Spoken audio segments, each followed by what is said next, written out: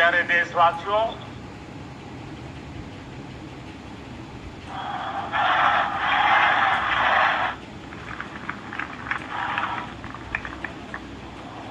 आजादी का ये महापर्व 140 करोड़ संकल्पों का पर्व है। आजादी का ये पर्व सामूहिक सिद्धियों का गौरव का पल है। हर हृदय उमंग से भरा हुआ है। देश एकता की भावना को निरंतर मजबूती दे रहा है। 140 करोड़ देशवासी आज तिरंगे के रंग में रंगे हैं। हर घर तिरंगा, भारत के हर कोने से, चाहे रेगिस्तान हो या हिमालय की चोटियां, समंदर के तट हो या घनी आबादी वाले क्षेत्र, हर तरफ से एक ही गुंज है, एक ही जयकारा है। हमारी प्राण से भी प्यारी मातृभूमि का जयगान है।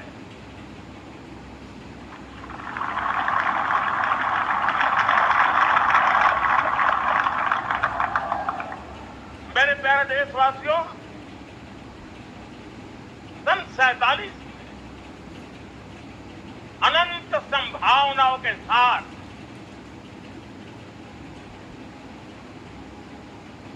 कोटि कोटि भुजाओं के सामर्थ्य के साथ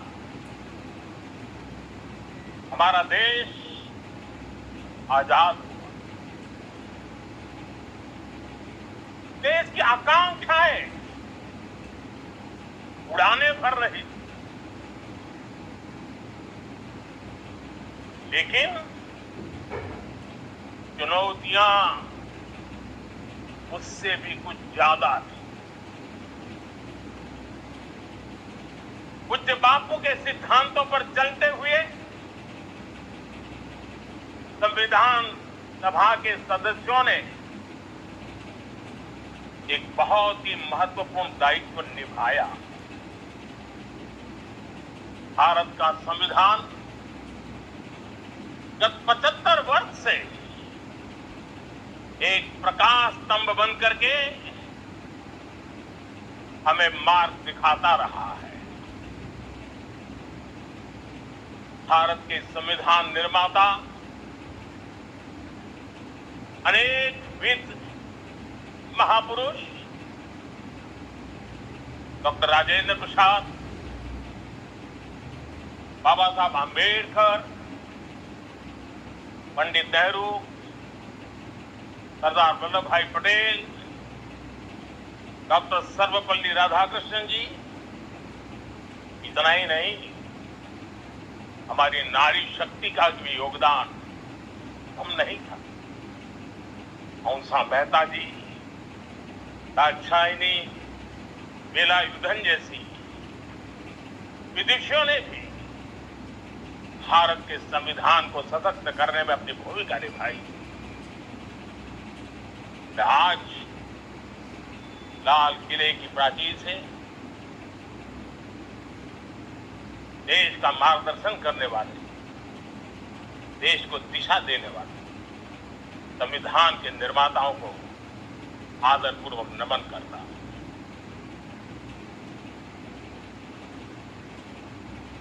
मेरे प्यारे देशवासियों,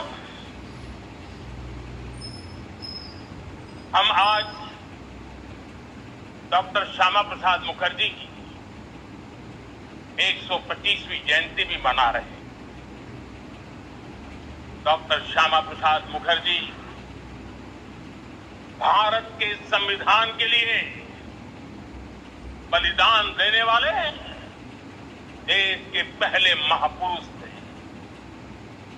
संविधान के लिए बलिदान, धारा 370 की दीवार गिराकर एक देश एक संविधान के मंत्र को जब हमने साकार किया तो हमने डॉक्टर श्यामा प्रसाद मुखर्जी को सच्ची श्रद्धांजलि दी। लाल किले पर आज कई विशेष महानुभाव उपस्थित हैं। दूर सुदूर गांव के पंचायतों के सदस्य हैं, रोम दीदी के प्रतिनिधि हैं,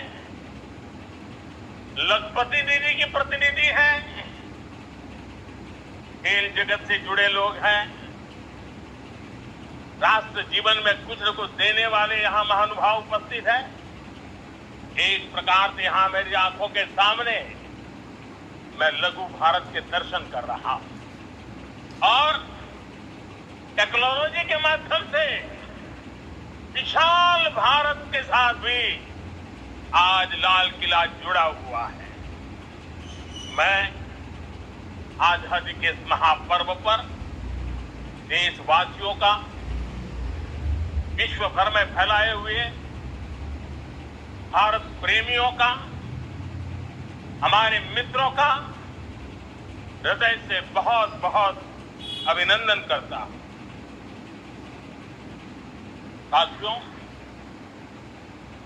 प्रकृति हम सबकी परीक्षा ले रही है। पिछले कुछ दिनों में प्राकृतिक आपदाएं, भूस्खलन, बादलों का फटना, न जाने कितनी कितनी आपदाएं हम झेल रहे हैं। पीड़ितों के साथ हमारी संवेदना है। राज्य सरकारें और केंद्र सरकार मिलकर के बचाव के काम, राहत के काम, पुनर्वसन के काम में पूरी शक्ति से जुटे हुए हैं। साथियों, आज 15 अगस्त का एक विशेष महत्व भी मैं देख रहा हूं। मुझे बहुत गर्व हो रहा है। आज मुझे लाल किले की प्राचीर से ऑपरेशन सिंदूर के वीर जाबाजों को सैल्यूट करने का अवसर मिला है।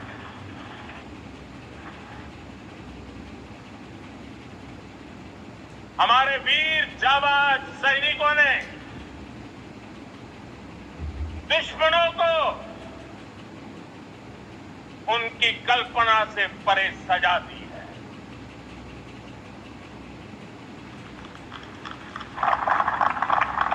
22 अप्रैल को पहलगाम में सीमा पार से आतंकियों ने आकर के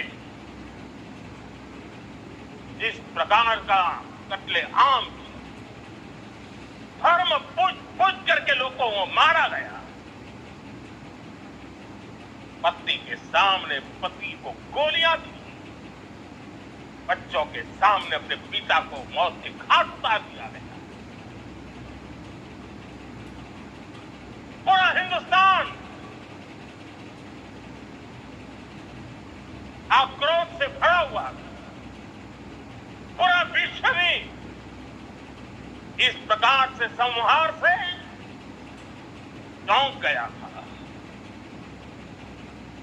मेरे प्यारे देशवासी, ऑपरेशन सिंदूर उसी आक्रोश की अभिव्यक्ति है।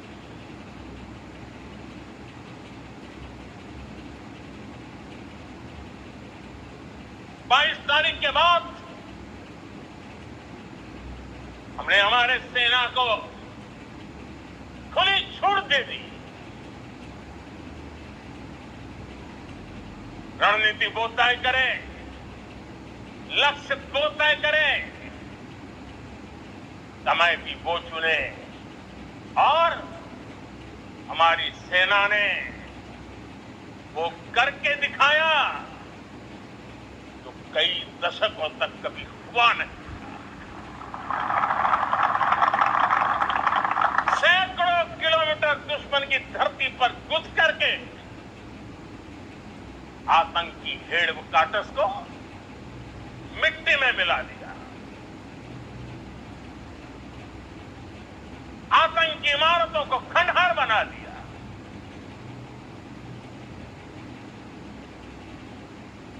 पाकिस्तान की नींद अभी भी हुई है।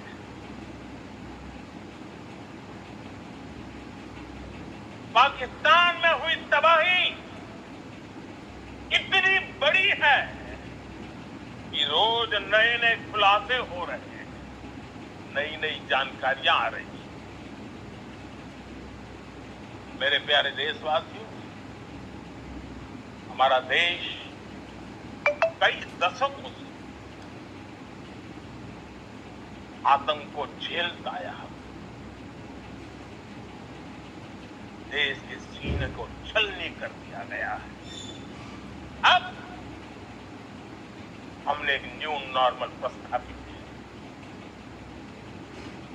आतंक को और आतंकी को पालने पोसने वालों को, आतंकियों को ताकत देने वालों को अब हम अलग अलग नहीं मानेंगे।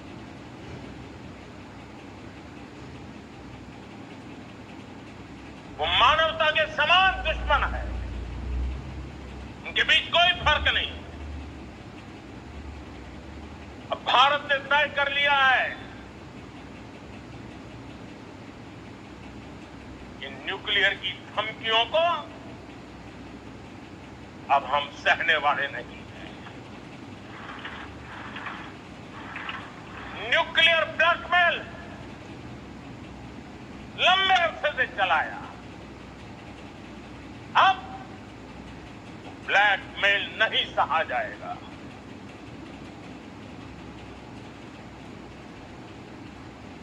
आगे भी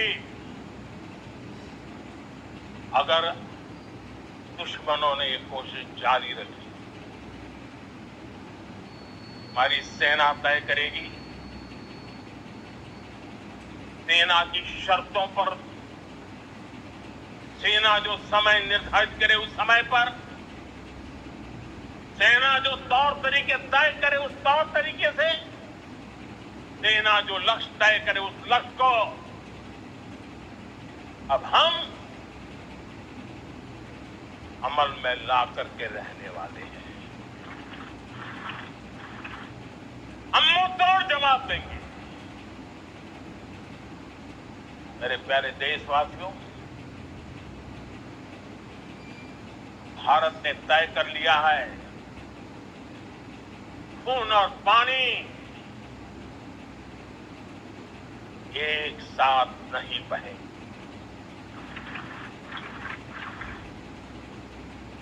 अब देशवासियों को भली भांति पता चला है कि सिंधु का समझौता कितना अन्यायपूर्ण है, कितना एक तरफा है। भारत से निकलती नदियों का पानी दुश्मनों के खेत को सींच रहा है और मेरे देश के किसान, मेरे देश की धरती पानी के बिना प्यासी है।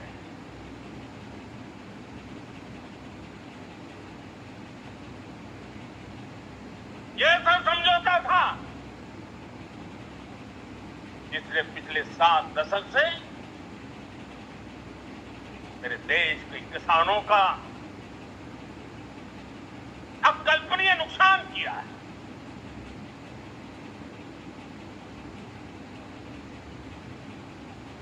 अब हिंदुस्तान के हक का जो पानी है उस पर अधिकार सिर्फ और सिर्फ हिंदुस्तान का है, हिंदुस्तान के किसानों का है।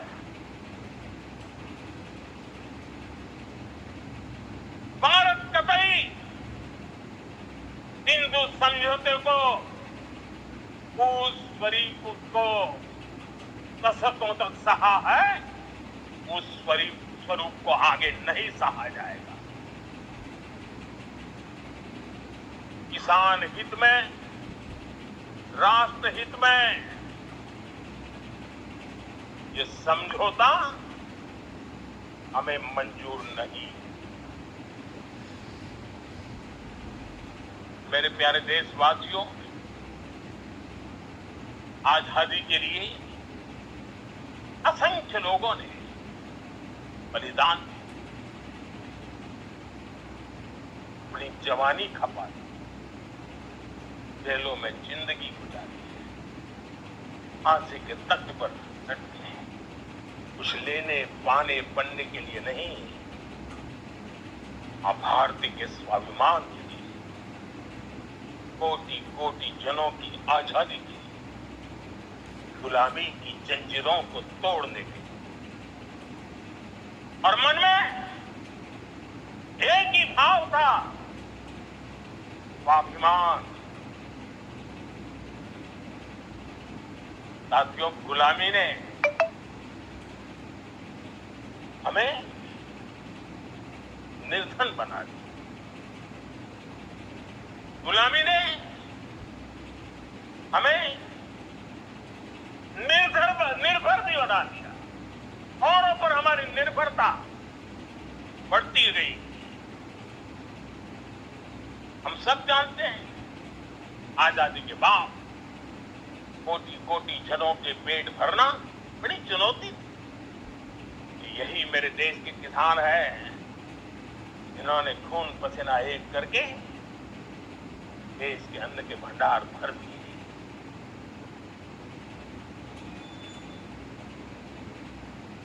अनाज के संबंध में देश को आत्मनिर्भर बना दिया।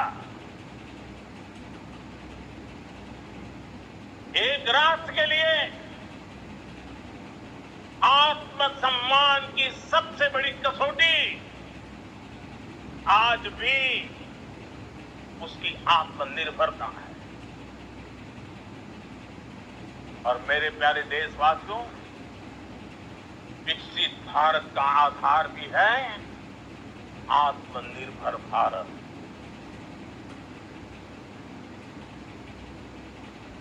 जो दूसरों पर ज्यादा निर्भर रहता है, उसकी आजादी पर उतना ही बड़ा प्रश्न चिन्ह लग जाता है।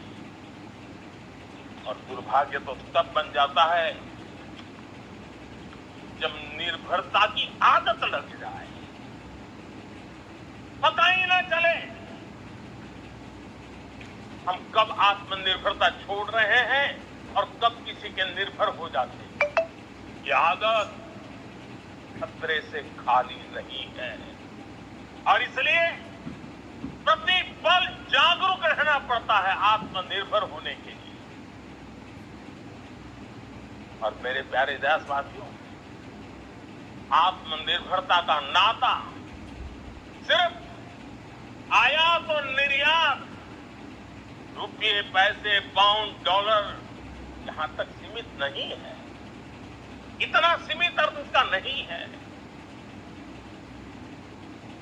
आत्मनिर्भरता का नाता हमारे सामर्थ्य से जुड़ा हुआ। और जब आत्मनिर्भरता खत्म होने लगती है तो सामर्थ्य भी निरंतर क्षीण होता जाता है। और इसलिए हमारे सामर्थ्य को बचाए रखने, बनाए रखने और बढ़ाए रखने के लिए आत्मनिर्भर होना बहुत अनिवार्य है। साथियों, हमने ऑपरेशन सिंदूर में देखा है मेड इन इंडिया की कमाल क्या थी। दुश्मन को पता तक न चला कि कौन से शस्त्रास्त्र है, ये कौन सा सामर्थ्य है जो पलक भर में उनको नष्ट कर रहा है। सोचिए, अगर हम आत्मनिर्भर होते न होते, क्या ऑपरेशन सिंदूर इतनी त्वरित गति से हम कर पाते? पता नहीं कौन सप्लाई देगा नहीं देगा, ताजो सामान मिलेगा नहीं मिलेगा, इसी की चिंता बनी रहती है। लेकिन हमें मेड इन इंडिया की शक्ति हमारे हाथ में थी, सेना के हाथ में थी, इसलिए बिना चिंता, बिना रुकावट, बिना हिचकिचाहट हमारी सेना अपना पराक्रम करती रही। और ये पिछले 10 साल से लगातार डिफेंस के क्षेत्र में आत्मनिर्भरता पर हम एक मिशन लेकर के चले, उसके नतीजे आज नजर आ रहे हैं। साथियों, मैं एक और विषय पर आपका ध्यान आकर्षित करना चाहता हूं। ये बात से कोई इनकार नहीं कर सकता कि 21वीं सदी टेक्नोलॉजी ड्रिवन सेंचुरी है, और जब टेक्नोलॉजी ड्रिवन है और इतिहास की तरफ नजर करें तो पता है, इतिहास गवाह है, जिन देशों ने टेक्नोलॉजी में महारत हासिल की वो देश विकास की ऊंचाइयों को पार कर गए, शिखर पर पहुंच गए। आर्थिक शक्ति नए पैमाने पर पहुंच गई। हम जब टेक्नोलॉजी के अलग अलग आयामों की बात करते हैं, मैं आपका ध्यान आकर्षित करता हूं सेमीकंडक्टर। उदाहरण के तौर पर बताता हूं, मैं यहां लाल किले से किसी सरकार की आलोचना करने के लिए खड़ा नहीं हुआ और नहीं मैं करना चाहता, लेकिन देश की युवा पीढ़ी को जानकारी होना भी उतना जरूरी है। हमारे देश में 50-60 साल पहले सेमीकंडक्टर को लेकर के फाइलें शुरू हुई। 50-60 साल पहले फैक्ट्री का विचार चालू हुआ। आप मेरे नौजवानों जानकर के हैरान हो जाएंगे, आज सेमीकंडक्टर जो पूरी दुनिया की एक ताकत बन गया है, 50-60 साल पहले वो विचार, वो फाइलें अटक गई, लटक गई, अटक गई। सेमीकंडक्टर के विचार की ही भ्रूण हत्या हो गई। 50-60 साल सवाल हमारे बाद कई देश सेमीकंडक्टर में आज महारत हासिल करके दुनिया में अपनी ताकत को प्रस्थापित कर। साथियों, आज हमने उस बोझ से मुक्त होकर के मिशन मोड में सेमीकंडक्टर के काम को आगे बढ़ाया। 6 अलग अलग सेमीकंडक्टर के यूनिट्स जमीन पर उतर रहे हैं। 4 नए यूनिट को हमने ऑलरेडी हरी झंडी दिखा दी है, ग्रीन सिग्नल दे दिया है। और देशवासियों और मेरे खास करके नौजवानों और विश्व भर में भारत की टेक्नोलॉजी की ताकत को समझने वाले लोगों को भी कहना चाहूंगा, इसी वर्ष के अंत तक मेड इन इंडिया भारत की बनी हुई, भारत में बनी हुई, भारत के लोगों द्वारा बनी हुई मेड इन इंडिया चिप्स बाजार में आ जाए।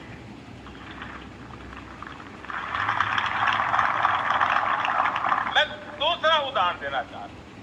अब ऊर्जा के क्षेत्र में हम सब जानते हैं कि हम एनर्जी के लिए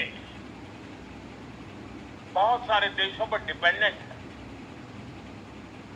पेट्रोल हो, डीजल हो, गैस हो, लाखों करोड़ रुपए हमें खर्च करके लाना पड़ता है। हमें इस संकट से देश को आत्मनिर्भर बनाना, ऊर्जा में आत्मनिर्भर बनाना बहुत जरूरी है। हमने बीड़ा उठाया और आज 11 वर्ष में सोलर एनर्जी 30 गुना बढ़ चुकी है। हम नए नए डैम बना रहे हैं ताकि हाइड्रो का विस्तार हो और हमें क्लीन एनर्जी की उपलब्ध हो। भारत मिशन ग्रीन हाइड्रोजन लेकर के आज हजारों करोड़ रुपए इन्वेस्ट कर रहा है। भविष्य की ऊर्जा को ध्यान में रख करके, ऊर्जा के क्षेत्रों को ध्यान में रख करके भारत न्यूक्लियर एनर्जी पर भी बहुत बड़े इनिशिएटिव ले रहा है। न्यूक्लियर एनर्जी में 10 नए न्यूक्लियर रिएक्टर तेजी से काम कर रहे हैं। 2047 तक, जो कि हमने विकसित भारत का लक्ष्य तय किया है, जब देश की आजादी के 100 साल होंगे, हम परमाणु ऊर्जा क्षमता 10 गुना से भी अधिक बढ़ाने का संकल्प लेकर के आगे बढ़ रहे हैं। मेरे प्यारे देशवासियों, रिफॉर्म एक निरंतर प्रक्रिया है। समयानुकूल परिस्थिति के अनुसार रिफॉर्म करते जाना होता है। हम न्यूक्लियर एनर्जी के क्षेत्र में बहुत बड़े रिफॉर्म लेकर के आए। अब हमने प्राइवेट सेक्टर के लिए भी परमाणु ऊर्जा को के द्वार खोल दिए हैं। हम शक्ति को जोड़ना चाहते हैं। मेरे प्यारे देशवासियों, दुनिया जब आज ग्लोबल वार्मिंग को लिए चिंता करती है, तब मैं विश्व को भी बताना चाहता हूं कि भारत ने तय किया था कि हम 2030 तक क्लीन एनर्जी भारत में 50% पहुंचा देंगे। ये लक्ष्य हमारा 2030 तक था। मेरे देशवासियों का सामर्थ्य देखिए, मेरे देशवासियों की संकल्प शक्ति देखिए, मेरे देशवासियों को विकसित भारत बनाने का संकल्प को पूर्ण करने के लिए उनकी दौड़ देखिए। हमने जो लक्ष्य 2030 में तय किया था, वो 50% क्लीन एनर्जी का लक्ष्य 2025 में हमने कर लिया। 5 साल पहले हमने अचीव कर लिया, क्योंकि विश्व के प्रति भी हम उतने ही संवेदनशील हैं, प्रकृति के प्रति भी उतने ही हम जिम्मेवार लोग हैं। मेरे प्यारे देशवासियों, बजट का बहुत बड़ा हिस्सा ये पेट्रोल, डीजल, गैस, इन सबको लाने के लिए खर्च होता, लाखों करोड़ ये चले जाते। अगर हम ऊर्जा में डिपेंडेंट न होते, वो धन मेरे देश के नौजवानों के भविष्य के लिए काम आता। वो धन मेरे देश के गरीबों को गरीबी के खिलाफ लड़ाई लड़ने में काम आता। वो धन मेरे देश के किसानों के कल्याण में काम आता। वो धन मेरे देश के गांव की परिस्थिति को पलटने के लिए काम आता। लेकिन हमें विदेशों को देना पड़ता। अब हम आत्मनिर्भर बनने की दिशा में काम कर रहे हैं। देश को विकसित बनाने के लिए हम अब समुद्र मंथन की तरफ भी जा रहे हैं। हमारे समुद्र के मंथन को आगे बढ़ाते हुए हम समुद्र के भीतर के तेल के भंडार, गैस के भंडार, उसको खोजने की दिशा में एक मिशन मोड में काम करना चाहते हैं। और इसलिए भारत ने national deep water exploration mission शुरू करने जा रहा है। ये ऊर्जा इंडिपेंडेंट बनने के लिए ये हमारी महत्वपूर्ण घोषणा है। मेरे प्यारे देशवासियों, आज पूरा विश्व क्रिटिकल मिनरल को लेकर के बहुत ही सतर्क हो गया है। उसके सामर्थ्य को लोग भली भांति समझने लगे हैं। कल तक जिस तरफ ज्यादा ध्यान नहीं था वो आज सेंटर स्टेज पे है। हमारे लिए भी क्रिटिकल मिनरल्स में आत्मनिर्भरता बहुत अनिवार्य है। एनर्जी का सेक्टर हो, इंडस्ट्री का सेक्टर हो, रक्षा क्षेत्र हो, टेक्नोलॉजी के हर क्षेत्र हो, आज क्रिटिकल मिनरल्स की टेक्नोलॉजी के अंदर बहुत अहम भूमिका है और इसलिए नेशनल क्रिटिकल मिशन हमने लॉन्च किया है। 1200 से अधिक स्थानों पर खोज का अभियान चल रहा है और हम क्रिटिकल मिनरल में भी आत्मनिर्भर बनने की दिशा में आगे बढ़ रहे हैं। मेरे प्यारे देशवासियों, स्पेस सेक्टर का कमाल तो हर देशवासी देख रहा है, गर्व से भर जा रहा है। और हमारे group captain Shubhanshu Shukla space station से लौट चुके हैं और आने वाले कुछ दिनों में वो भारत भी आ रहे हैं। हम स्पेस में भी अपने दम पर आत्मनिर्भर भारत गगनयान की तैयारी कर रहे हैं। हम अपने बलबूते पर हमारा अपना स्पेस स्टेशन बनाने की दिशा में हम काम कर रहे हैं। और पिछले दिनों स्पेस में जो रिफॉर्म किए गए, मुझे बहुत गर्व हो रहा है। मेरे देश के 300 से ज्यादा स्टार्टअप्स आप सिर्फ और सिर्फ स्पेस सेक्टर में काम कर रहे हैं और उन 300 स्टार्टअप में हजारों नौजवान पूरे सामर्थ्य के साथ जुटे हैं। ये है मेरे देश के नौजवानों की ताकत और ये है हमारे देश के नौजवानों के प्रति विश्वास। मेरे प्यारे देशवासियों, 140 करोड़ भारतवासी 2047 में जब आजादी के 100 साल होंगे, विकसित भारत के संकल्प को परिपूर्ण करने के पूरी ताकत से जुटे हैं। इस संकल्प की पूर्ति के लिए भारत आज हर सेक्टर में आधुनिक इकोसिस्टम तैयार कर रहा है और आधुनिक इकोसिस्टम हर क्षेत्र में हमारे देश को आत्मनिर्भर बनाएगा।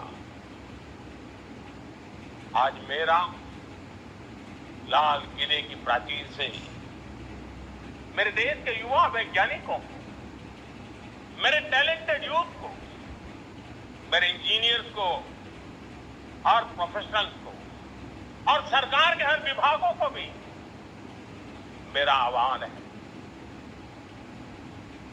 क्या हमारा अपना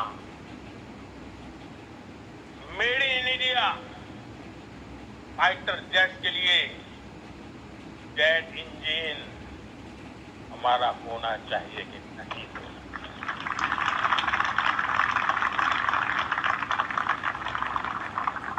हम फार्मा वर्ल्ड माने जाते हैं, वैक्सीन में हम नए नए विक्रम स्थापित करते हैं, लेकिन क्या समय की मांग नहीं है? हम रिसर्च और डेवलपमेंट पे और ताकत लगाएं, हमारे अपने पेटेंट हो, हमारी अपनी बनाई हुई मानव जात के कल्याण की सस्ते से सस्ती और सबसे कारगर नई नई दवाइयों की शोध हो और संकट में साइड इफेक्ट के बिना मानव जात के कल्याण में काम आई। बायो 3 पॉलिसी भारत सरकार ने बनाई है। मैं देश के नौजवानों को कहता हूं, आइए बायो 3 पॉलिसी का अध्ययन करके अब कदम उठाइए। देश का भाग्य बदलना है, आपका सहयोग चाहिए। मेरे प्यारे देशवासियों, आज आईटी का युग है, डेटा की ताकत है। क्या समय की मांग नहीं है? ऑपरेटिंग सिस्टम से लेकर के साइबर सुरक्षा तक, डीप टेक से लेकर के आर्टिफिशियल इंटेलिजेंस तक, सारी चीजें हमारी अपनी हो,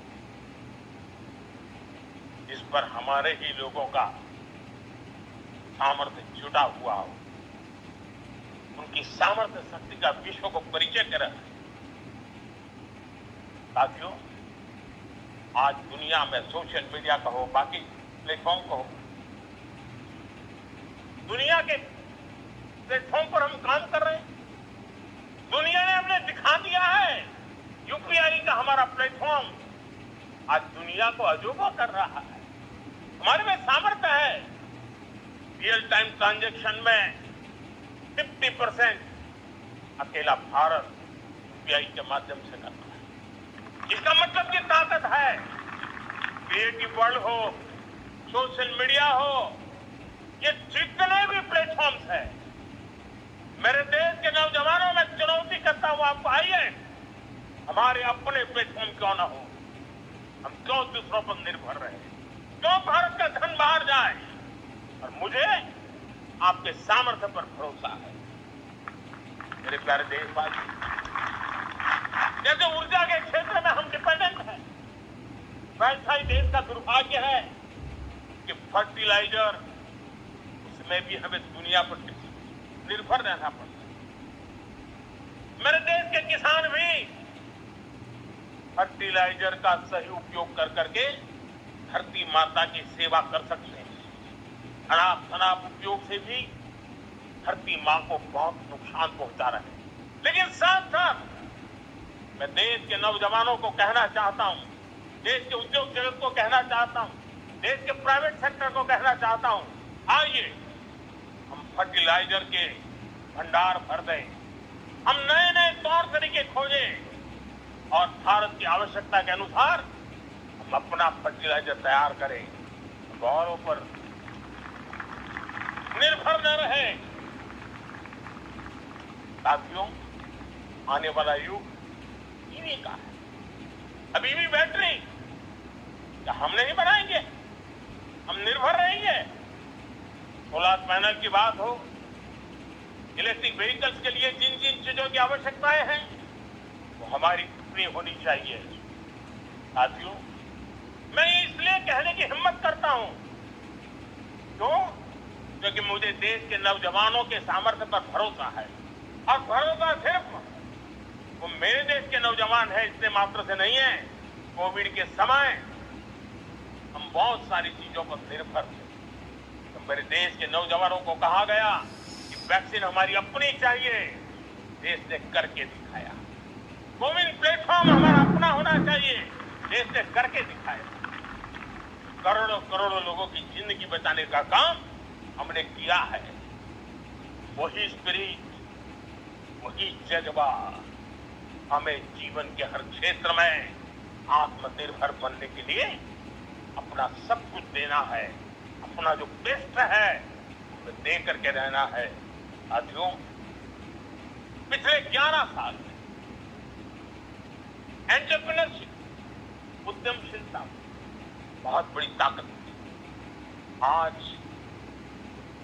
लाखों स्टार्टअप्स टियर 2, टियर 3 सिटी में देश की अर्थशक्ति को, देश के इनोवेशन को ताकत दे रहे हैं। उसी प्रकार से मुद्रा योजना से हमारे देश के करोड़ों नौजवान, उसमें भी हमारी बेटियां, करोड़ों करोड़ों लोग मुद्रा से लोन लेकर के अपना खुद का कारोबार कर रहे हैं। खुद तो अपने पैरों पर खड़े हुए हैं, लेकिन औरों को भी पैरों पर खड़े रहने की ताकत देते हैं। फिर भी एक प्रकार से हर व्यक्ति को आत्मनिर्भर बनाने का अवसर दे रही है। मेरे साथियों, विमेन सेल्फ हेल्प ग्रुप किसी का ध्यान नहीं था। पिछले 10 साल में विमेन सेल्फ हेल्प ग्रुप में कमाल करके दिखाया। आज उनके प्रोडक्ट दुनिया के बाजार में जाने लगे हैं। लाखों करोड़ों का कारोबार हमारे विमेन सेल्फ हेल्प ग्रुप पर। मैंने एक बार मन की बात में खिलौने की बात नहीं, हम करोड़ों करोड़ों खिलौने विदेश से लाते थे। मैंने ऐसे ही मन की बात में कहा, करे मेरे देश के नौजवानों, ऐसा भी करेंगे क्या, किलो भी बांट देंगे। और आज मैं गर्व से कहता हूं कि मेरा देश खिलौने एक्सपोर्ट करने लग गया है। यानी देश के सामर्थ्य को हर प्रकार के अवसर मिले, हर रुकावटों से मुक्ति मिले, उसको सर्वाधिक करने के लिए प्रेरित किया जाए, देश कर सकता है। मैं देश के युवाओं से कहता हूं, आइए आप इनोवेटिव आइडियाज भी करें। आपके आइडियाज को मरने मत देना दोस्तों। आज का आपका आइडिया सकता है आने वाली पीढ़ी का भविष्य बना सकता है। मैं आपके साथ खड़ा हूं, मैं आपके लिए काम करने के लिए आपका साथी बन के काम करना तैयार हूं। अब आइए, हिम्मत जुटाइए, इनिशिएटिव लीजिए। जो युवा मैन्युफैक्चरिंग के बारे में सोचते हैं, आइए आगे बढ़िए। सरकार के नियमों में बदलाव करना है, मुझे बताइए। देश रुकना नहीं चाहता है, 2047 दूर नहीं है, एक एक पल की कीमत है और हम एक भी पल गंवाना नहीं चाहते।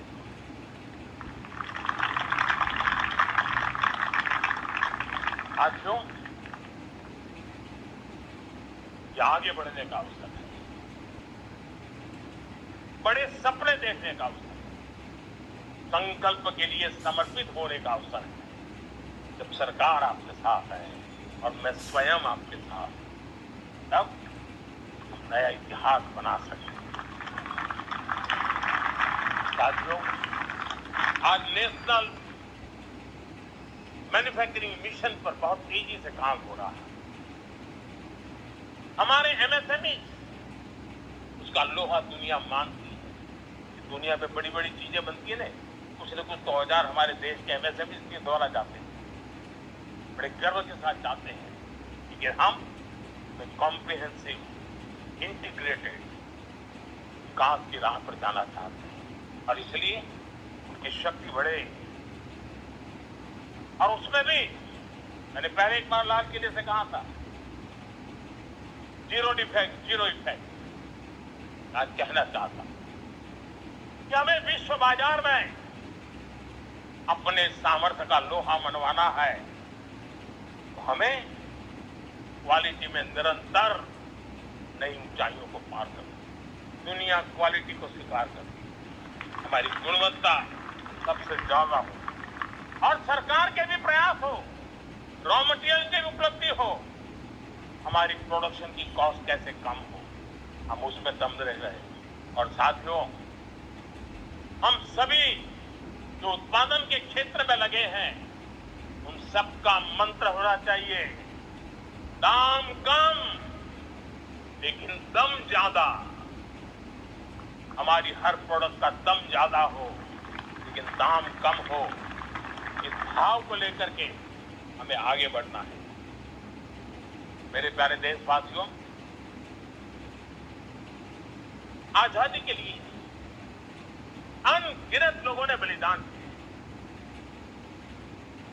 मैंने पहले भी कहा, जवानी खपा दी, फांसी पर लटक दी। जो स्वतंत्र भारत के 75-100 साल पहले का वो कालखंड याद कीजिए। पूरा देश स्वतंत्र भारत के मंत्र को लेकर के जीता था। आज समय की मांग है, स्वतंत्र भारत का मंत्र लेकर के जीने वालों ने हमें स्वतंत्र भारत दिया। आज 140 करोड़ देशवासियों का एक ही मंत्र होना चाहिए, समृद्ध भारत। अगर कोटि कोटि लोगों के बलिदान से स्वतंत्र भारत हो सकता है, तो कोटि कोटि लोगों के संकल्प से, पुरुषार्थ से, आत्मनिर्भर बनने से, वोकल फॉर लोकल की बात करने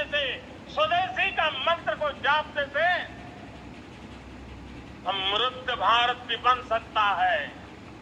वो पीढ़ी स्वतंत्र भारत के लिए खप गई थी, ये पीढ़ी समृद्ध भारत के लिए नए कदम उठाए, यही समय की मांग है। और इसलिए मैं आज बार बार आग्रह करता हूं और मैं देश के सभी इन्फ्लुएंसर्स को कहना चाहता हूं, इस मंत्र को आगे बढ़ाने में मेरी मदद कीजिए। मैं सभी राजनीतिक दलों को, राजनेताओं को सबसे कहता हूं कि आइए, ये किसी राजनीतिक दल का एजेंडा नहीं है, भारत हम सबका है।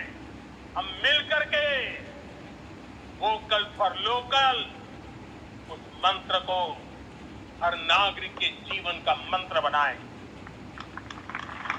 भारत में बनी हुई, भारत के नागरिकों के पसीने से बनी हुई वो चीजें जिसमें भारत की मिट्टी की महक हो और जो भारत के आत्मनिर्भर के संकल्प को ताकत देता हो, हम उसी को खरीदेंगे, हम उसी का उपयोग करेंगे, उस दिशा में आगे आए।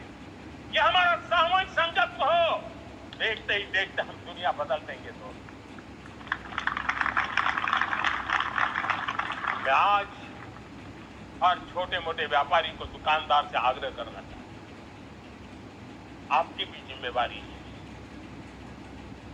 हम छोटे थे, हमने कभी बाजार में देखा नहीं था शुद्ध घी की दुकान, ऐसे ही लिखा जाता था घी की दुकान, लेकिन समय रहते लोग लिखने लगे शुद्ध घी की दुकान।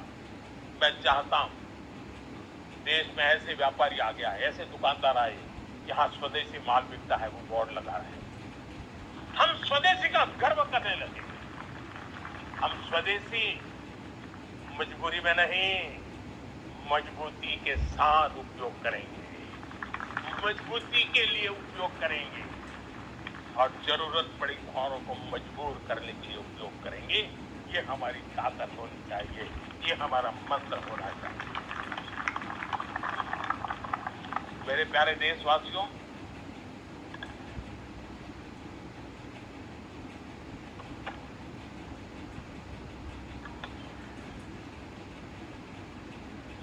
मुझे बहुत लंबे समय से सरकार में काम करने का अवसर मिला।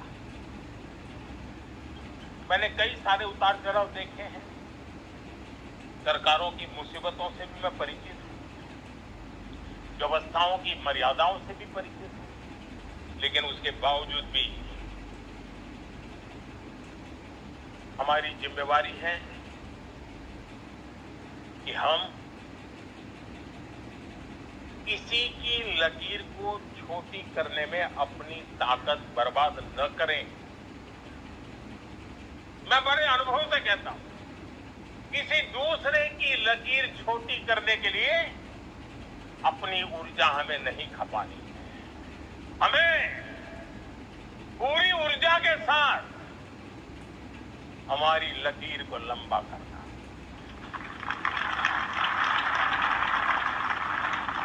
हम अगर अपनी लकीर लंबी करते हैं तो दुनिया भी हमारा लोहा मानेगी।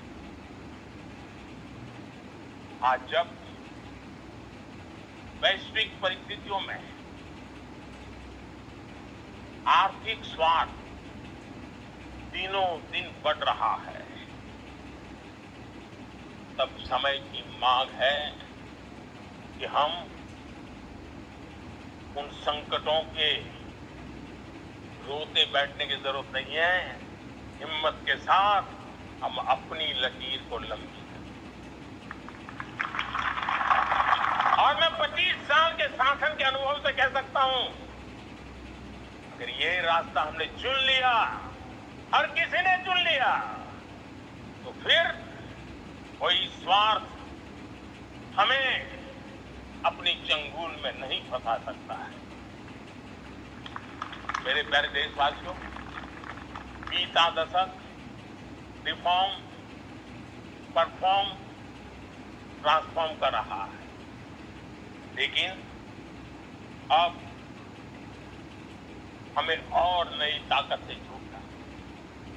पिछले दिनों हमने कई रिफॉर्म किए, एफडीआई हो, इंश्योरेंस कंपनी की बात हो, विश्व की यूनिवर्सिटीज को भारत के अंदर स्थान देने की बात हो, कई रिफॉर्म्स किए। 40,000 से ज्यादा अनावश्यक कंप्लायंसेस को हमने खत्म किया है। इतना ही नहीं, 1500 से अधिक पुराने कानून जो बाबा आदम के जमाने के थे, उन सबको हमने खत्म कर दिया है। हमने दर्जनों कानूनों को सरल करने के लिए संसद में जाकर के जनता के हितों को सर्वोपरि रख करके बदलाव किए हैं। इस बार भी हो हल्ला के बीच लोगों तक बात पहुंची नहीं होगी, लेकिन एक बहुत बड़ा रिफॉर्म इनकम टैक्स एक्ट में हुआ है। करीब 280 से ज्यादा धाराएं हमने समाप्त करने का निर्णय किया है। और साथियों, सिर्फ आर्थिक मोर्चे पर ही रिफॉर्म नहीं, हमने नागरिक के जीवन को भी आसान बनाने के लिए रिफॉर्म की। इनकम टैक्स रिफंड की बात हो, रिफॉर्म का परिणाम है। फेसलेस असेसमेंट की बात हो, रिफॉर्म का परिणाम है। 12 लाख तक आज इनकम टैक्स से मुक्ति दे देना देश का जो भविष्य बनाने में उत्सुक है मेरा मध्यम वर्ग का परिवार, आज खुला नहीं समा रहा है। कभी किसी ने सोचा नहीं था कि 12 लाख रुपए तक का इनकम टैक्स पर जीरो कर दिया जाएगा। आज कर लिया है तो देश का सामर्थ्य बढ़ता है, देशवासियों को लाभ।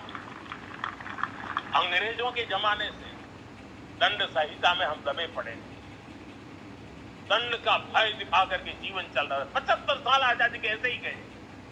हमने दंड संहिता को खत्म कर दिया, न्याय संहिता को ले आए हैं। न्याय संहिता में भारत के नागरिक के प्रति विश्वास का भाव है। भारत के नागरिक के अंदर अपनेपन का भाव है, संवेदनशीलताओं से भरा हुआ है। हमने रिफॉर्म की यात्रा को तेज करने के लिए बीड़ा उठाया। हम बहुत तेजी से आगे बढ़ना चाहते हैं। मैं चाहता हूं देशवासियों, देश के लिए कर रहा हूं, मैं मेरे लिए नहीं कर रहा हूं, किसी का बुरा करने के लिए नहीं कर रहा हूं। मेरे राजनीतिक दल मेरे प्रतिस्पर्धी साथी भी देश की उज्जवल भविष्य के लिए आगे आए, हमारा साथ दें। स्ट्रक्चरल रिफॉर्म की बात हो, रेगुलेटरी रिफॉर्म्स की बात हो, पॉलिसी रिफॉर्म की चर्चा हो, प्रोसेस रिफॉर्म की चर्चा हो, प्रोसीड्यूरल रिफॉर्म करने की जरूरत हो, हर प्रकार के रिफॉर्म ये आज हमने मकसद बना करके चले हैं। और मेरे प्यारे देशवासियों, नेक्स्ट जनरेशन रिफॉर्म्स के लिए हमें एक टास्क फोर्स गठित करने का निर्णय किया है। ये टास्क फोर्स समय सीमा में इस काम को पूरा करें। वर्तमान नियम, कानून, नीतियां, रीतियां 21वीं सदी के अनुकूल, वैश्विक वातावरण में अनुकूल और भारत को 2047 में विकसित राष्ट्र बनाने के संदर्भ में नए सिरे से तैयार हो और उसका समय सीमा में अपना कार्य पूरा करने के लिए इस टास्क फोर्स की रचना की है। साथियों, ये रिफॉर्म के कारण जो नए लोग अपना भविष्य बनाने चाहते हैं उनको तो हिम्मत मिलेगी। हमारे स्टार्टअप्स हो, हमारे लघु उद्योग हो, हमारे गृह उद्योग हो, उन लोग उद्यमियों को उनकी कंप्लायंस कॉस्ट बहुत कम हो जाएगी और उसके कारण उनको एक नई ताकत मिलेगी। जो एक्सपोर्ट की दुनिया में उनको लॉजिस्टिक सपोर्ट के कारण, व्यवस्थाओं में बदलाव के कारण उनको एक बहुत बड़ी ताकत मिलेगी। साथियों, ऐसे ऐसे कानून है हमारे देश में, छोटी छोटी चीजों के लिए जेल में डालने के कानून है। आप हैरान हो जाएंगे, किसी ने नजर नहीं डाली। मैं पूछने लगा हूं कि मेरे देश के नागरिकों को जेल में बंद करने वाले जो अनावश्यक कानून है वो खत्म होने चाहिए। हम संसद में पहले भी बिल लाए थे, इस बार भी लेके आए हैं। साथियों, इस दिवाली में आपकी डबल दिवाली का काम मैं करने वाला। इस दिवाली में आपको एक बहुत बड़ा तोहफा देशवासियों को मिलने वाला है। पिछले 8 साल से हमने जीएसटी का बहुत बड़ा रिफॉर्म किया। पूरे देश में टैक्स के बर्डन को कम किया, टैक्स की व्यवस्थाओं को सरल किया और 8 साल के बाद समय की मांग है कि हम एक बार उसको रिव्यू करें। हमने एक हाई पावर कमेटी को बिठा करके रिव्यू शुरू किया, राज्यों से भी विचार विमर्श किया और मेरे प्यारे देशवासियों, हम नेक्स्ट जनरेशन जीएसटी रिफॉर्म्स लेकर के आ रहे हैं। ये दिवाली के अंदर आपके लिए तोहफा बन जाएंगे। सामान्य मानवीय की जरूरतों के टैक्स भारी मात्रा में कम कर दिए जाएंगे। बहुत बड़ी सुविधा बढ़ेगी।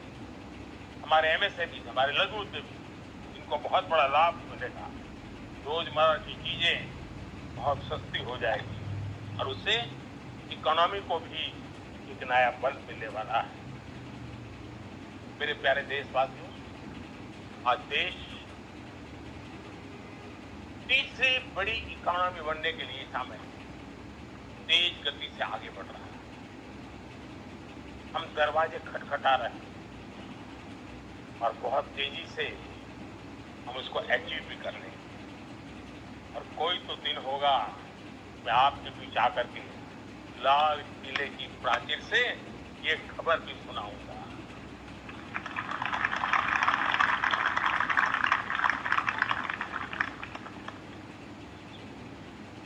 आज भारत की अर्थव्यवस्था और आर्थिक स्थिति को पूरी दुनिया आश्वस्त है। इतनी अस्थिरता के बीच आशा की किरण बना हुआ है भारत का फाइनेंशियल डिसिप्लिन, भारत की फाइनेंस की ऊर्जा। संकट के घेरे में जब अर्थव्यवस्था पड़ी हुई है, तब भारत उसे बाहर निकलेगा, ये भरोसा दुनिया में पनपा है। आज इन्फ्लेशन कंट्रोल में है, फॉरेन एक्सचेंज रिजर्व हमारे बहुत मजबूत है। हमारे मैक्रो इकोनॉमिक इंडिकेटर्स बहुत मजबूत है। ग्लोबल रेटिंग एजेंसी भी लगातार भारत की सराहना करती है। भारत की अर्थव्यवस्था पर ज्यादा से ज्यादा विश्वास व्यक्त कर रही है। ये बढ़ती हुई अर्थव्यवस्था का लाभ मेरे देश के गरीबों को मिले, मेरे देश के किसानों को मिले, मेरे देश की नारी शक्ति को मिले, मेरे देश के मध्यम वर्ग को मिले, मेरे देश की विकास धारा को ताकत देने वाला बने। इस दिशा में हम नए नए प्रयास आज युवाओं के लिए, नए नए सेक्टर्स में हमारे नौजवानों के लिए अवसर बन रहे हैं। स्किल डेवलपमेंट, स्वरोजगार, बड़ी बड़ी कंपनियों में इंटर्नशिप, इस पर एक बहुत बड़े स्तर पर अभियान चल रहा है। और इसलिए देश के नौजवानों, आज मैं आपके लिए भी एक खुश खबर लेकर के आया। मेरे देश के नौजवानों के लिए आया। आज 15 अगस्त है। आज 15 अगस्त के ही दिन मेरे देश के युवाओं के लिए 1 लाख करोड़ रुपए की योजना हम चालू कर रहे हैं, लागू कर रहे हैं। आज से प्रधानमंत्री विकसित भारत रोजगार योजना आज ही 15 अगस्त को लागू हो रही है।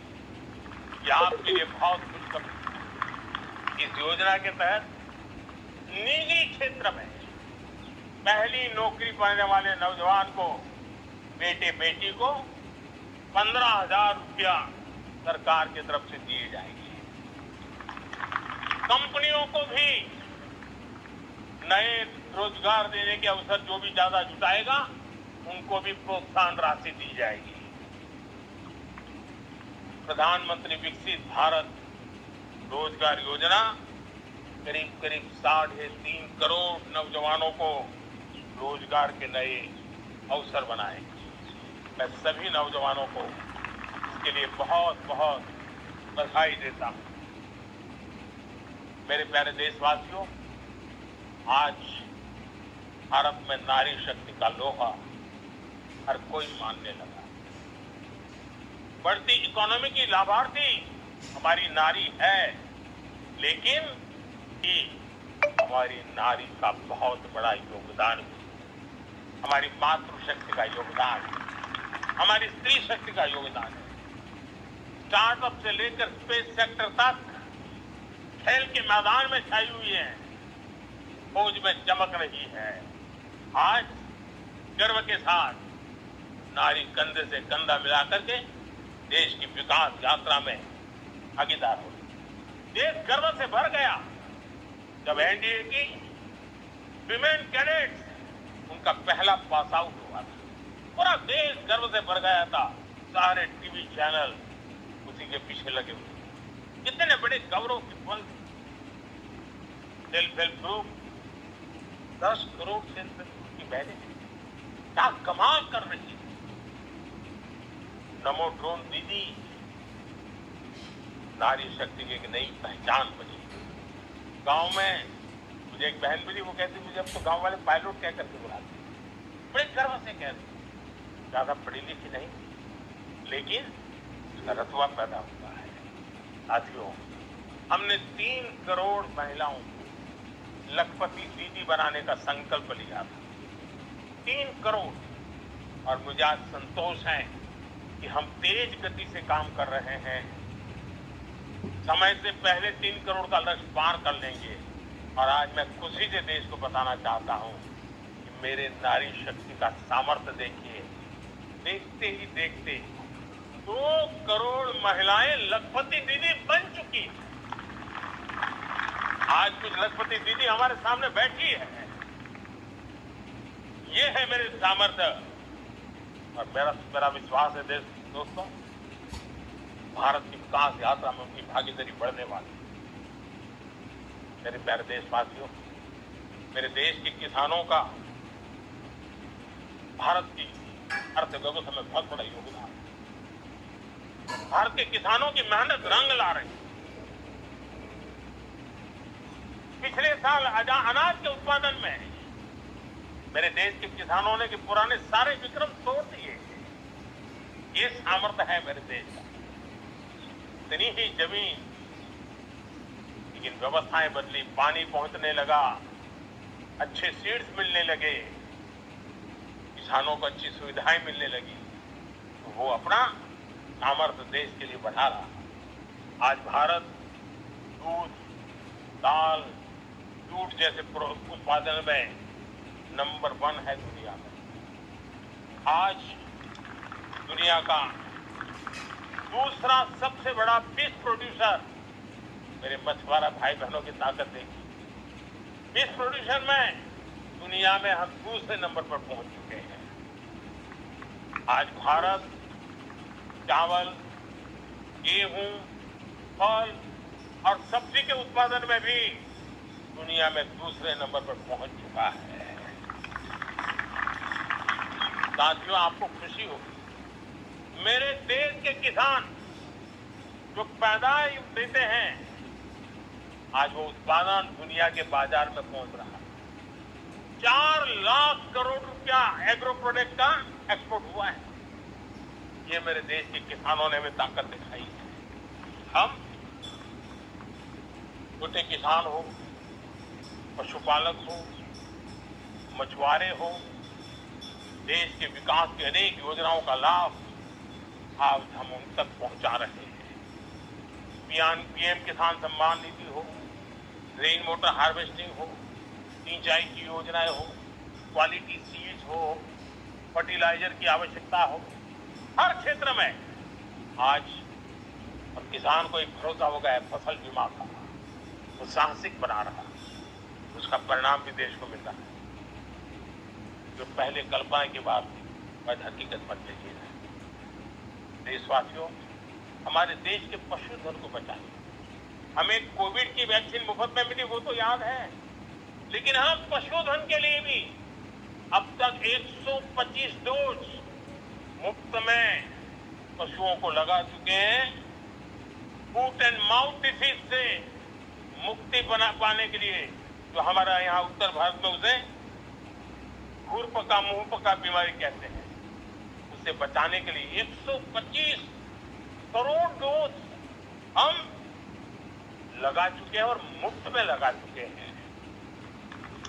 हम खेती के मामले में देश के वो जिले जहां के किसान औरों से पीछे रह गए, किसी न किसी कारण से 100 जिले ऐसे जहां अपेक्षाकृत कम खेती, और इसलिए हमने 100 जिले आइडेंटिफाई किए पूरे देश में, और वहां के किसानों को एम्पावर करना, किसानों को शक्ति देना, किसानों को मदद करने का एक अभियान चलाया है। और इसके लिए पीएम धन धान्य कृषि योजना का आरंभ किया है। पीएम धन धान्य कृषि योजना वो देश के 100 जिले जहां थोड़ी सी भी मदद कर देंगे, वहां का किसान भी भारत के अन्य किसानों की बराबरी कर देगा। मेरे प्यारे देशवासियों, भारत के किसान, भारत के पशुपालक, भारत के मछुआरे, ये हमारी सबसे बड़ी प्राथमिकता है। भारत के किसान, भारत के मछुआरे, भारत के पशुपालक,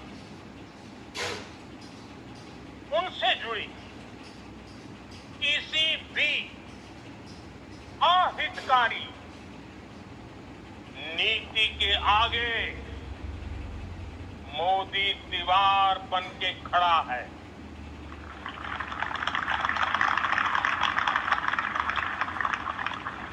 भारत अपने किसानों, अपने पशुपालकों, अपने मछुआरों के संबंध में कभी भी कोई समझौता नहीं स्वीकार करेगा।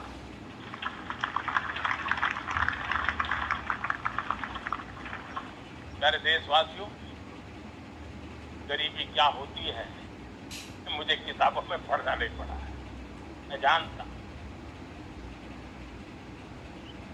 सरकार में भी रहा हूं और इसलिए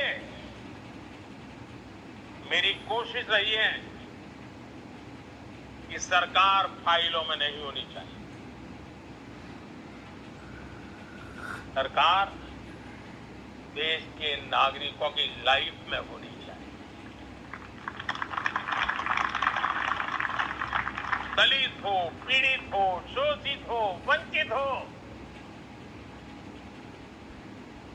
उनके लिए सकारात्मक रूप से सरकारें प्रोएक्टिव हो, सरकारें प्रो पीपल हो।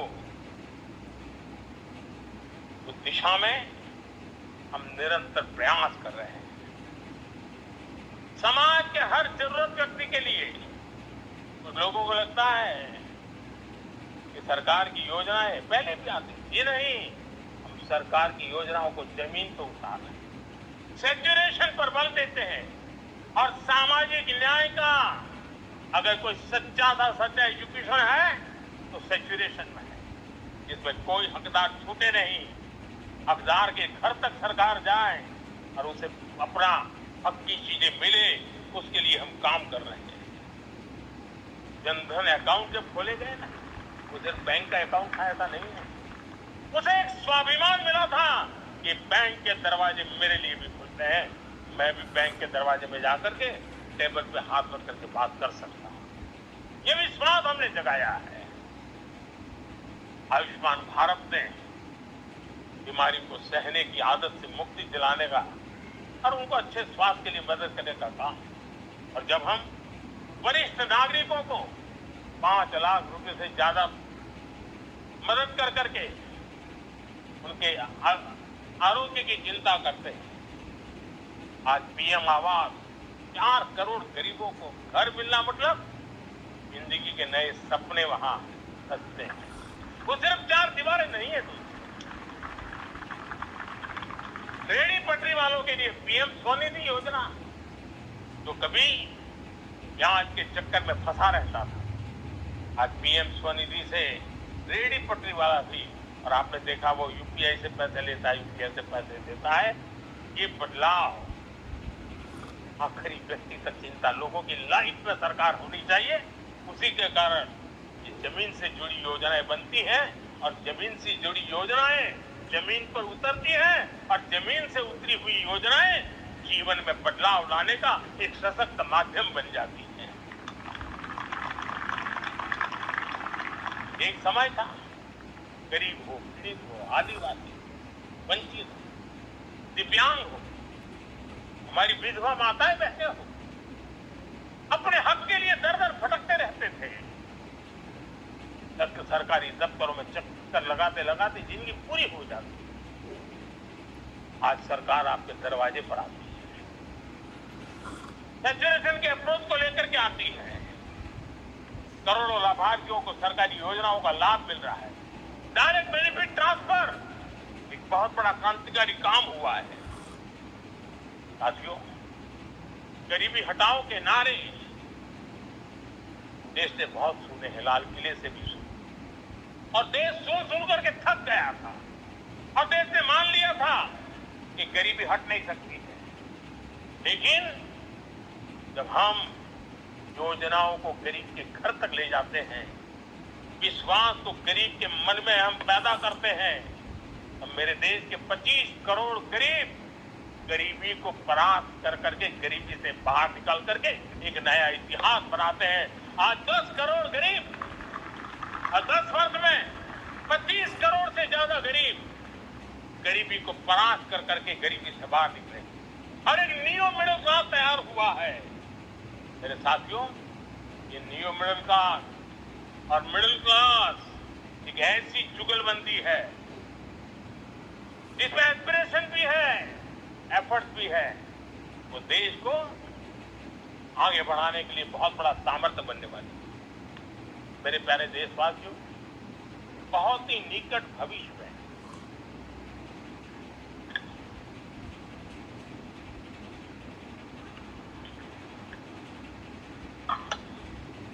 मेरे प्यारे देशवासियों, बहुत ही निकट भविष्य में महान समाज सुधारक महात्मा ज्योतिबा फुले जी की 200वीं जयंती आ रही है।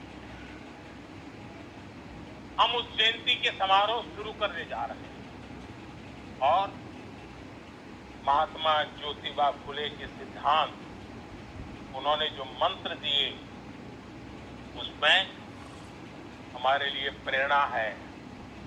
पिछड़े को प्राथमिकता, पिछड़े को प्राथमिकता देते हुए हम परिवर्तन की ऊंचाइयों को प्राप्त करना चाहते हैं। हम इसके लिए परिश्रम की पराकाष्ठा करना चाहते हैं।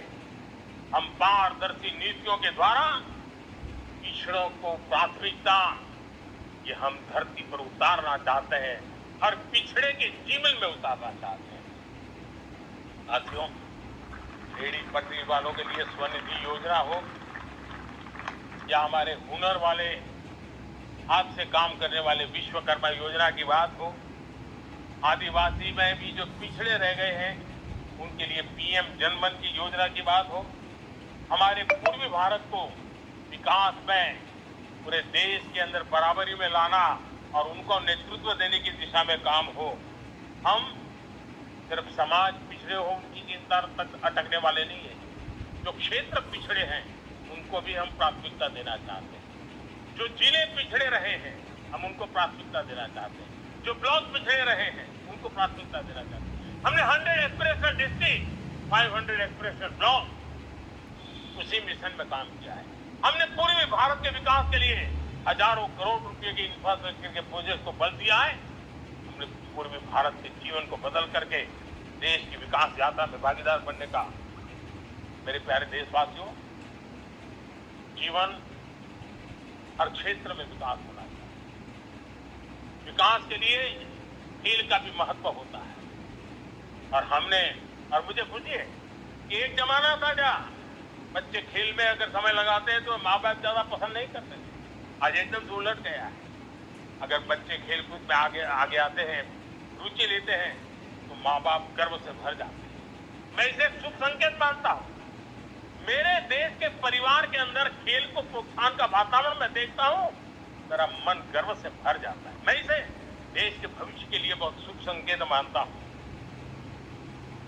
और साथियों, इस खेल को बढ़ावा देने हमने नेशनल स्पोर्ट्स पॉलिसी कई दशकों के बाद हम देश में खेलो भारत नीति को लेकर के आए हैं, ताकि एक खेल जगत का सर्वांगीण विकास का प्रयास हो। स्कूल से लेकर के ओलंपिक तक हम एक पूरा इकोसिस्टम डेवलप करना चाहते हैं, चाहे कोचिंग की व्यवस्था हो, फिटनेस की बात हो,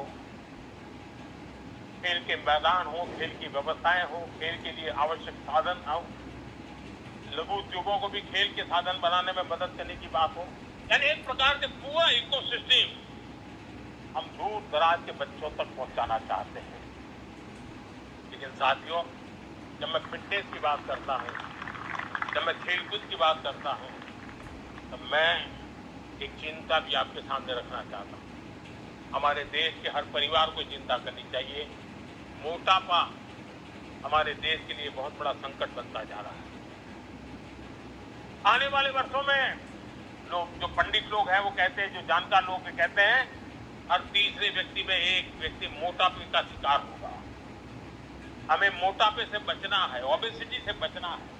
और इसलिए मैंने बाकी सब करना पड़ेगा, लेकिन एक छोटा सा सुझाव दिया था कि परिवार तय करे कि जब खाने का तेल घर में आएगा 10% कम ही आएगा और 10% कम ही उपयोग करेंगे, और हम ओबेसिटी के खिलाफ लड़ाई को जीतने की दिशा में हम अपना योगदान देंगे।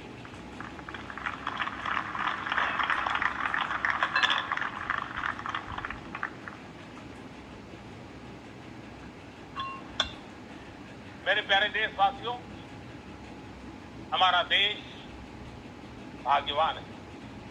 हजारों साल की विरासत के हम धनी हैं, और वो हमें निरंतर ऊर्जा मिलती है, प्रेरणा मिलती है, त्याग और तपस्या की राह मिलती है।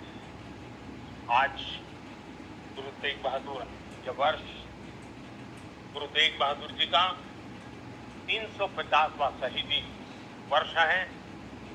देश की संस्कृति की रक्षा, भारत के मूल्यों की रक्षा के लिए उन्होंने अपना सब कुछ न्योछावर कर दिया। मैं आज उनको नमन करता हूं।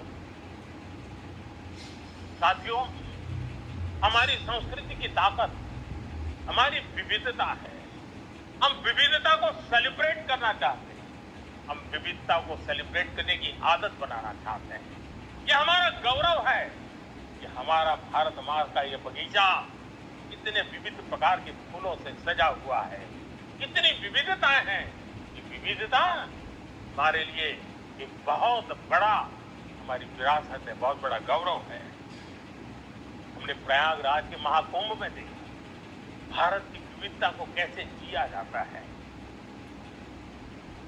एक स्थान पर करोड़ों लोग, एक ही भाव, एक ही प्राण, एक ही प्रयास, दुनिया के लिए बहुत बड़ा अजूबा है। महाकुंभ की वो सफलता भारत की एकता की, भारत के सामर्थ्य की दुहाई देती है। साथियों, हमारा देश भाषाओं की विविधता से बहुत ही भरा हुआ है, पुलकित है। और इसीलिए मैंने मराठी, असमिया, बांग्ला, पाली, प्राकृत को क्लासिकल लैंग्वेज का दर्जा दिया है। और मेरा मत है, हमारी भाषाएं जितनी विकसित होगी, हमारी सभी भाषाएं जितनी समृद्ध होगी, हमारे नॉलेज के सिस्टम को भी उतना ही बल मिलने वाला है। और हमारी वो ताकत है, आज जब डेटा का जमाना है ना, ये ताकत दुनिया के लिए भी बड़ी ताकत बन सकती है। इतना सामर्थ्य हमारी लैंग्वेज में। हमें हमारी सभी भाषाओं पर गर्व होना चाहिए। हमारी सभी भाषाओं के विकास के लिए हर किसी ने बनते हुए प्रयास करना चाहिए। साथियों, पांडुलिपि में हमारे ज्ञान के भंडार पड़े हैं, लेकिन उसके प्रति उदासीनता रही है। इस बार हमने ज्ञान भारतम योजना के तहत देश भर में जहां भी हस्तलिखित ग्रंथ है, जहां पांडुलिपियां हैं, सदियों पुराने जो दस्तावेज हैं, उनको खोज करके आज की टेक्नोलॉजी का उपयोग करते हुए उस ज्ञान की समृद्धि को आने वाली पीढ़ियों के लिए काम आए, उस दिशा में काम कर रहे हैं। मेरे प्यारे देशवासियों, हमारा स्पष्ट मत है, ये देश सिर्फ सरकारें नहीं बनाती, ये देश राज सत्ता पर विराजमान लोग नहीं बनाते हैं, ये देश शासन की धुरा संभालने वाले नहीं बनाते हैं। ये देश बनता है कोटि कोटि जनों के पुरुषार्थ, ऋषियों के, मुनियों से, वैज्ञानिकों के, शिक्षकों के, किसानों के, जवानों के, सेना के, मजदूरों के, हर किसी के प्रयास से देश बनता है। हर किसी का योगदान होता है, व्यक्ति का भी होता है, संस्थाओं का भी होता है। आज मैं बहुत गर्व के साथ एक बात का जिक्र करना चाहता हूं। आज से 100 साल पहले एक संगठन का जन्म हुआ, राष्ट्रीय स्वयंसेवक संघ। 100 साल की राष्ट्र की सेवा एक बहुत ही गौरवपूर्ण स्वर्णिम पृष्ठ है। व्यक्ति निर्माण से राष्ट्र निर्माण के संकल्प को लेकर के 100 साल तक मां भारती का कल्याण का लक्ष्य लेकर के लक्षावधि स्वयंसेवकों ने मातृभूमि के कल्याण के लिए अपना जीवन समर्पित किया। सेवा, समर्पण, संगठन और अप्रतिम अनुशासन जिसकी पहचान रही है, ऐसा राष्ट्रीय स्वयंसेवक संघ दुनिया का ये सबसे बड़ा एनजीओ है। इस प्रकार से 100 साल का उसका समर्पण का इतिहास है। आज लाल किले की प्राचीर से 100 साल की इस राष्ट्र सेवा की यात्रा में योगदान करने वाले सभी स्वयंसेवकों को आदरपूर्वक स्मरण करता हूं और देश गर्व करता है राष्ट्रीय स्वयंसेवक संघ की इस 100 साल की भव्य समर्पित यात्रा को, और हमें प्रेरणा देता रहेगा। मेरे प्यारे देशवासियों, हम समृद्धि की ओर जा रहे हैं, लेकिन समृद्धि का रास्ता सुरक्षा से गुजरता है। पिछले 11 वर्षों में राष्ट्र सुरक्षा, राष्ट्र रक्षा, राष्ट्र के नागरिकों की रक्षा, इन सभी मोर्चों पर हमने पूरे समर्पण भाव से काम किया है। हम बदलाव लाने में सफल हुए। यह देश जानता है कि हमारे देश का बहुत बड़ा जनजातीय क्षेत्र नक्सलवाद की चपेट में, माओवाद की चपेट में पिछले कई दशकों से लहूलुहान हो चुका था। सबसे ज्यादा नुकसान मेरे आदिवासी परिवारों को हुआ। आदिवासी माताओं बहनों ने अपने सपने के होनहार बच्चों को खो दिया। नौजवान बेटे गलत रास्ते पर खींच लिए गए, भटकाए गए, उनकी जीवन को तबाह कर दिया गया। हमने फौलादी हाथ से काम लिया। एक समय था कभी 125 से ज्यादा जिलों में नक्सलवाद अपनी जड़ें जमा चुका था। माओवाद की चंगुल में हमारे जनजातीय क्षेत्र, हमारे जनजातीय नौजवान फंसे हुए थे। और आज 125 जिलों में से कम होते होते हम 20 पर ले आए। उन जनजातीय समाज की सबसे बड़ी हमने सेवा की। और आप देखिए, एक जमाना था जब बस्तर को याद करते ही माओवाद, नक्सलवाद, बम बंदूक की आवाज सुनाई दी। उसी बस्तर में माओवाद नक्सल से मुक्त होने के बाद जब बस्तर के नौजवान ओलंपिक करते हैं, हजारों नौजवान भारत माता की जय बोल करके खेल के मैदान में उतरते हैं, पूरा वातावरण उत्साह से भर जाता है। ये बदलाव देश देख रहा है। जो क्षेत्र कभी रेड कॉरिडोर के रूप में जाने जाते थे, वो आज विकास के ग्रीन कॉरिडोर बन रहे हैं। हमारे लिए गर्व की बात है, भारत के नक्शे में जिन क्षेत्रों को लहूलुहान कर दिया गया था, लाल रंग से रंग दिया गया था, हमने वहां संविधान, कानून और विकास का तिरंगा फहरा दिया है। मेरे प्यारे देशवासियों, ये भगवान बिरसा मुंडा की 150वीं जयंती का अवसर है। तब इन जनजातीय क्षेत्रों को नक्सल से मुक्त कर करके, मेरे जनजातीय परिवार के नौजवानों की जिंदगी बचा करके हमने भगवान बिरसा मुंडा को एक सच्ची श्रद्धांजलि दी है।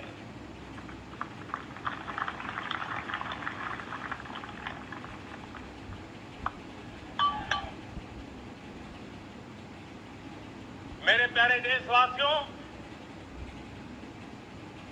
मैं आज देश के सामने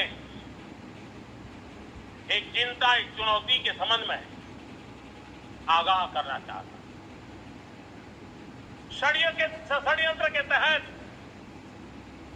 सोची समझी साजिश के तहत देश की डेमोग्राफी को बदला जा रहा है। एक नए संकट के बीज बोए जा रहे हैं। और ये घुसपैठिए मेरे देश के नौजवानों की रोजी रोटी छीन रहे हैं। ये घुसपैठिए मेरे देश की बहन बेटियों को निशाना बना रहे हैं। ये बर्दाश्त नहीं होगा। ये घुसपैठिए भोले भाले आदिवासियों को भ्रमित करके उनकी जमीनों पर कब्जा कर रहे हैं। ये देश सहन नहीं करेगा। और इसलिए मेरे प्यारे देशवासियों, जब डेमोग्राफी परिवर्तन होता है, सीमावर्ती क्षेत्रों में डेमोग्राफी में परिवर्तन होता है, तब राष्ट्रीय सुरक्षा के लिए संकट पैदा होता है। देश की एकता, अखंडता और प्रगति के लिए ये संकट पैदा, सामाजिक तनाव के बीज बो देता है। और कोई देश अपना देश घुसपैठियों के हवाले नहीं कर सकता है। दुनिया का कोई देश नहीं कर सकता है। तो हम भारत को कैसे कर सकते हैं? हमारे पूर्वजों ने त्याग और बलिदान से आजादी पाई है, हमें स्वतंत्र भारत दिया है। उन महापुरुषों के प्रति हमारा कर्तव्य है कि हम हमारे देश में ऐसी हरकतों को स्वीकार न करें। उनकी सच्ची श्रद्धांजलि होगी। और इसलिए मैं आज लाल किले की प्राचीर से कहना चाहता हूं, हमने एक हाई पावर्ड डेमोग्राफी मिशन शुरू करने का निर्णय किया है। ये मिशन, इस मिशन के द्वारा ये जो भीषण संकट नजर आ रहा है, भारत में मंडरा रहा है जो संकट है, उसको निपटाने के लिए तय समय में सुविचारित, निश्चित रूप से अपने कार्य को करेगा। उस दिशा में हम आगे बढ़ रहे हैं। मेरे प्यारे देशवासियों, कल जन्माष्टमी का पावन पर्व है। भगवान श्री कृष्ण का जन्मोत्सव देश में मनाया जाता है। साथियों, जब मुझे भगवान श्री कृष्ण याद आते हैं तो हम देख रहे हैं कि पूरे विश्व में आज युद्ध के तौर तरीके बदल रहे हैं। हमने देखा देखा है कि भारत युद्ध के हर नए तौर तरीकों को निपटने में समृद्ध है। हमने ऑपरेशन सिंदूर में दिखा दिया है टेक्नोलॉजी में जो भी महारत थी। पाकिस्तान ने हमारे सैन्य ठिकानों पर, हमारे एयरबेस पर, हमारे संवेदनशील स्थानों पर, हमारे आस्था के केंद्रों पर, हमारे नागरिकों पर मिसाइल, ड्रोन अनगिनत मात्रा में उन्होंने वार किया। देश ने देखा है, लेकिन देश को सुरक्षित रखने के जो प्रयास पिछले 10 साल में हुए हैं, उस ताकत का परिणाम था कि उनके हर हमले को हमारे जाबाजों ने और हमारी टेक्नोलॉजी ने इनके की तरह बिखेर दी।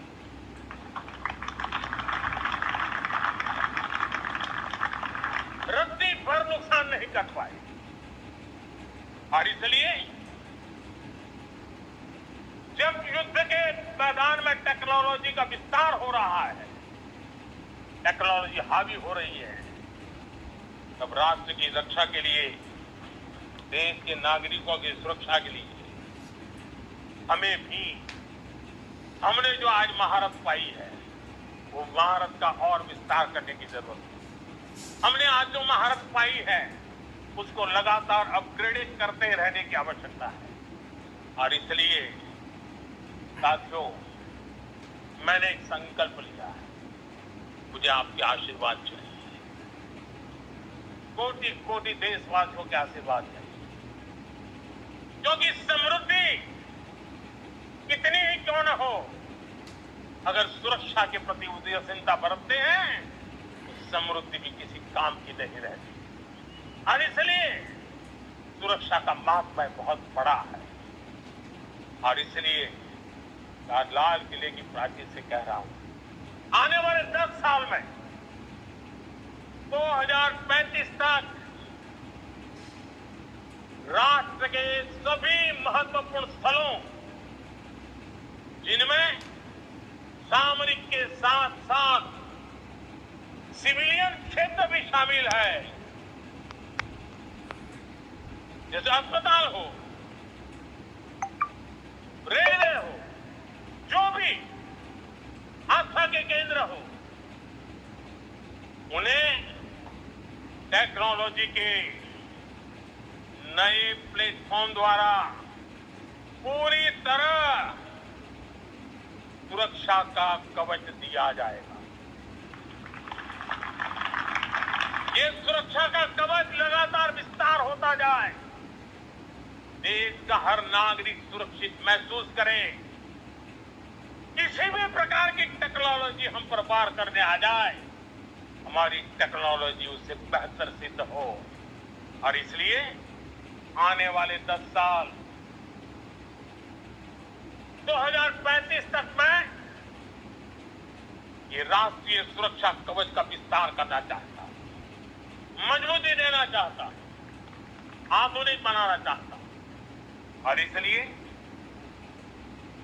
भगवान श्री कृष्ण से प्रेरणा पाकर के हमने श्री कृष्ण का जो सुदर्शन चक्र था, उस सुदर्शन चक्र की राह को चुना है। आप में से बहुत लोगों को याद होगा, जब महाभारत की लड़ाई चल रही थी, श्री कृष्ण ने अपने सुदर्शन चक्र से सूर्य के प्रकाश को रोक दिया था और दिन में ही अंधेरा कर दिया। सूर्य प्रकाश को सुदर्शन चक्र से रोक दिया था। और तब अर्जुन ने जो शपथ ली थी जयद्रथ का वध करने की, उस प्रतिज्ञा को अर्जुन पूर्ण कर पाए। उस सुदर्शन चक्र के पराक्रम और रणनीति का परिणाम अब देश सुदर्शन चक्र मिशन लॉन्च करेगा।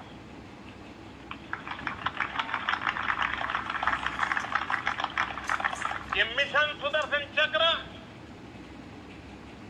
एक पावरफुल वेपन सिस्टम दुश्मन के हमले को न्यूट्रलाइज तो करेगा ही करेगा, लेकिन कई गुना ज्यादा दुश्मन पर हिट बैक करेगा।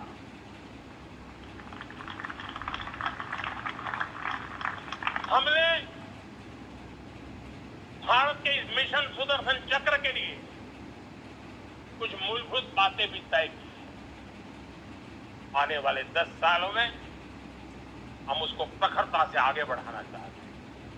एक तो ये पूरी आधुनिक सिस्टम, इसके लिए रिसर्च, डेवलपमेंट, उसकी मैन्युफैक्चरिंग हमारे देश में ही हो, हमारे देश के नौजवानों के टैलेंट से हो, हमारे देश के लोगों के द्वारा बने। दूसरा, एक ऐसी व्यवस्था होगी जो वॉरफेयर के हिसाब से भविष्य में क्या क्या संभावनाएं हैं उसका हिसाब किताब लगा करके +1 की स्ट्रेटेजी वर्कआउट करेगी। और तीसरा, सुदर्शन चक्र की एक ताकत थी, वो बहुत ही प्रिसाइज, जहां जाना था वही जाता था और वापस से चक्र के पास लौट जाता था। हम इस सुदर्शन चक्र के द्वारा भी टारगेटेड प्रिसाइज एक्शन के लिए भी व्यवस्था को विकसित करने की दिशा में आगे बढ़ेंगे। और इसलिए युद्ध के बदलते तौर तरीकों में राष्ट्र की सुरक्षा, नागरिकों की सुरक्षा के लिए मैं बड़े प्रतिबद्धता के साथ इस कार्य को आगे बढ़ाने के लिए वचन देता हूं। मेरे प्यारे देशवासियों, जब हम लोकतंत्र की बात करते हैं, स्वतंत्र भारत की बात करते हैं, तब हमारा संविधान हमारे लिए सर्वोच्च दीप स्तंभ होता है, हमारा प्रेरणा का केंद्र होता है। लेकिन आज से 50 साल पहले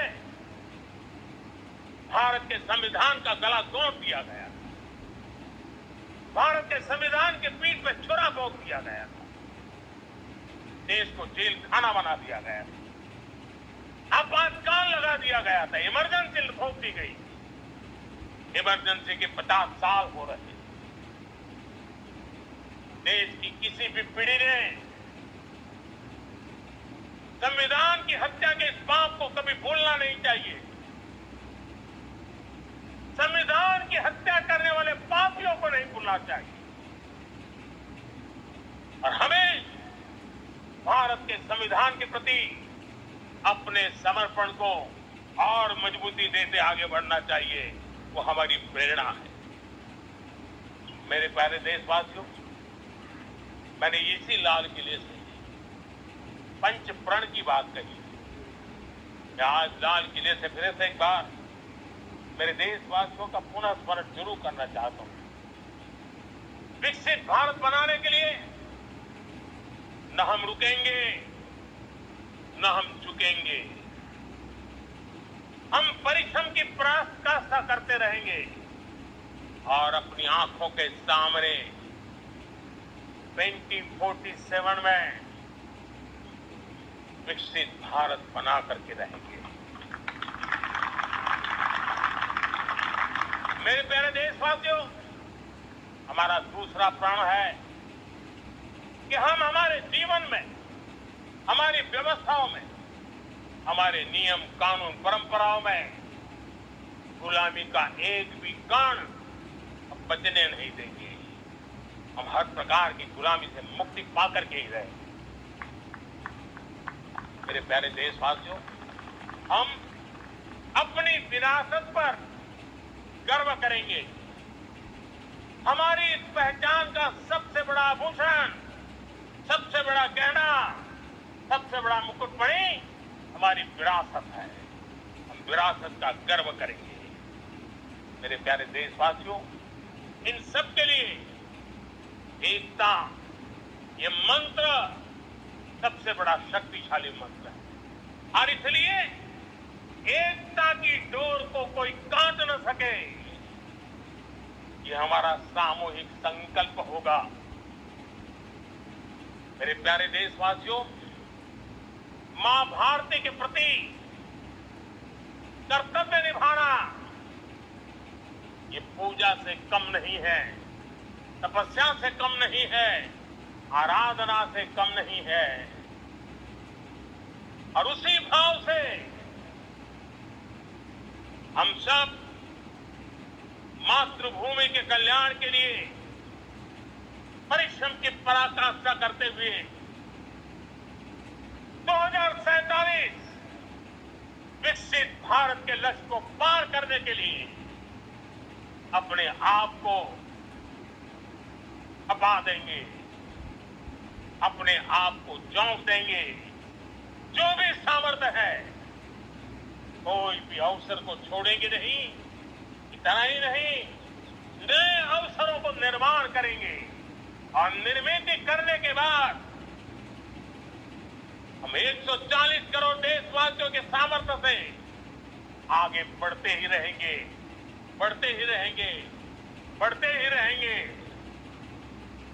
मेरे प्यारे देशवासियों, हमें याद रखना है, 140 करोड़ देशवासियों को याद रखना है, परिश्रम में जो तपा है, परिश्रम में जो तपा है, उसने ही तो इतिहास रचा है। परिश्रम में जो तपा है, उसने ही तो इतिहास रचा है।